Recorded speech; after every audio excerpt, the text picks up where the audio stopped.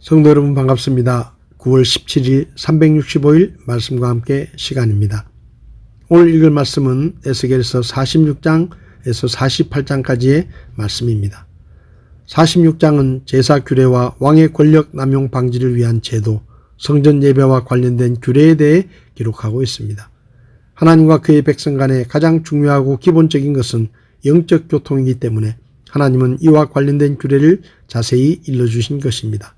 안식일에 대한 규례, 성전 출입의 규례, 기타 제사의 규례와 왕의 기업에 관한 규례, 소재 헌물 삶는 규례에 대해 알려줍니다. 47장에 성전의 문지방 밑에서 흘러나온 강이 죽음의 바다인 사해까지 흘러가서 생물들이 소생하고 척박한 땅이 옥토로 변하게 되는 환상이 나옵니다. 이 환상은 이스라엘을 회복시키시는 하나님의 구원 역사가 단순히 이스라엘 민족만이 아닌 영적으로 죽은 자들과 다름없는 온 세상 사람들을 대상으로 삼고 있음을 보여줍니다. 하나님의 보좌에서 흘러나온 물은 죽음에 이른 생물뿐 아니라 무생물까지도 살립니다. 이는 예수 그리스도가 생명수로서 죽을 수밖에 없는 자들에게 영생을 줄 것임을 예표적으로 보여주는 것입니다. 성전 문지방에서 흘러나오는 생명수 강에 관한 환상, 이스라엘 12지파에 대한 땅 분배에 대해 기록합니다. 생명수 강가의 환상은 하나님의 나라가 하늘 보좌에서 흘러나오는 생명수를 통해 점점 확장되어 궁극적으로 완성됨을 보여줍니다. 48장은 이스라엘 12지파가 한 사람도 빠지지 않고 회복된 땅을 기업으로 받게 될 것을 보여줍니다. 이스라엘 백성들의 종말론적 회복은 물질적이거나 현세적인 것이 아닌 하나님이 이스라엘 공동체의 기업이며 추구해야 될 대상일 때 가능하기에 에스겔은 하나님의 임재 여부에 관심을 기울입니다. 7지파의 땅 분배에 대하여, 하나님께 속한 땅의 분배에 대하여, 나머지 5지파의 땅 분배와 성읍의 출입구에 대한 분배를 기록합니다. 오늘 제 마음에 와닿은 말씀은 에스겔서 47장 23절의 말씀입니다.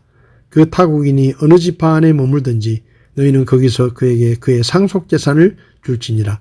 주 하나님이 말하노라.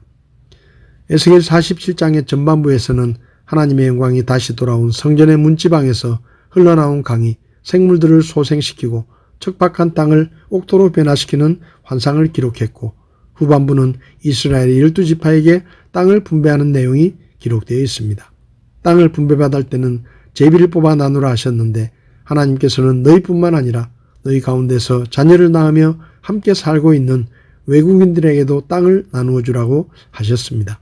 또 그들을 본토에서 태어난 이스라엘 족속과 똑같이 여기고 그들도 이스라엘 지파들 가운데 끼어 제비를 뽑아 똑같이 유산을 받아야 한다고 하셨습니다. 이 말씀은 장차 다가올 하나님의 나라에서는 아브라함의 후손 유대인과 이방인이 그리스도 안에서 동일하게 하나님의 나라를 상속받게 된다는 것을 보여주는 말씀입니다. 하나님의 구원 계획은 유대인에게만 해당되는 것이 아니라 이방인들을 위한 것이기도 합니다.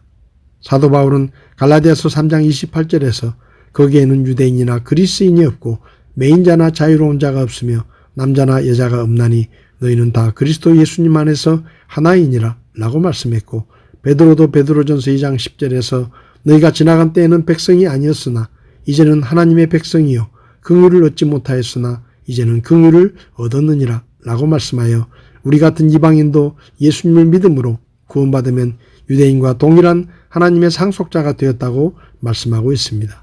성도 여러분, 예수님의 복음 안에서는 유대인이나 이방인이 차별이 없고 남자와 여자, 노인과 어린아이, 부자와 가난한 자, 많이 배운 자나 못 배운 자가 모두 하나님 나라의 백성으로 하나가 되어 섬기는 것입니다. 이방인으로 태어난 우리는 하나님의 크신 은혜와 긍휼 때문에 예수님의 복음을 믿음으로 하나님의 백성에 접붙여졌음을 알고 이 큰 구원의 은혜를 마음에 깊이 새기고 감사하는 마음으로 하나님을 섬기며 예배자의 삶을 살아야 합니다. 그리고 주님의 몸인 교회에 속한 모든 형제와 자매들은 하나님께서 목숨 바쳐 사랑하시고 친히 구원하셔서 부르시고 우리와 함께 지체가 되게 하신 누구와도 바꿀 수 없는 존귀하고 소중한 사람들임을 기억하고 항상 귀하게 여기며 사랑하며 섬겨야 할 것입니다. 오늘 하루 하나님께서 맺어주신 사랑하는 형제와 자매들의 이름을 한 사람 한 사람 불러가며 하나님께서 그들을 축복하시고 그들이 믿음 안에서 승리하는 삶을 살게 해달라고 기도해 보는 것은 어떨까요? 9월 17일 365일 말씀과 함께 오늘도 함께 해주셔서 감사합니다.